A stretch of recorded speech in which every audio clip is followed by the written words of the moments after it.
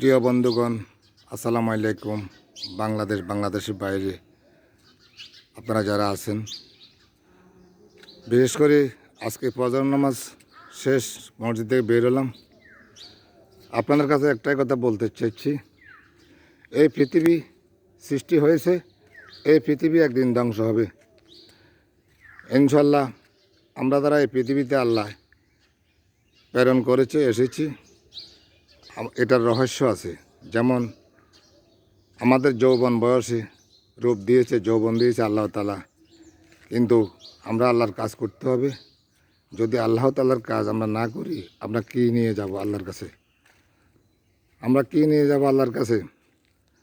আমরা আমাদের জীবনকে কাজে লাগাইতে হবে। আমাদের আল্লাহ হাত দিয়েছে, চোখ দিয়েছে, পাও দিয়েছে, নাক দিয়েছে, কান দিয়েছে, জিহ্বা দিয়েছে, সম্পূর্ণ সব কিছুর নেয়ামত আল্লাহ তো সব কিছু দিয়েছে। এই নেয়ামতের জন্য আল্লাহর গোলামি আমাদের করতে হবে।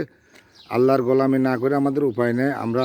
আমাদের দাদা চলে গেছে, আমাদের দাদার বাপ চলে গেছে, আমাদের বাপ চলে গেছে, আমাদের আম্মা চলে গেছে, পৃথিবীতে সবাই চলে যাবে, আমরাও একদিন চলে যাব। তবে কথা হলো, আপনারা যে অবস্থায় যে বয়সে আছেন, সবাই কেউ 5 ওয়াক্ত নামাজ পড়বেন, আল্লাহকে বলবেন না, শরীয়ত মোতাবেক চলবেন, দিল ইসলাম মোতাবেক চলবেন। পরিশেষে সবাইকে আমার হৃদয়ের পক্ষ থেকে এবং জনগণের পক্ষ থেকে সবার প্রতি রইল হৃদয়ের অন্তঃস্থল ভালোবাসা। সবাইকে আসসালামু আলাইকুম, ভালো থাকুন।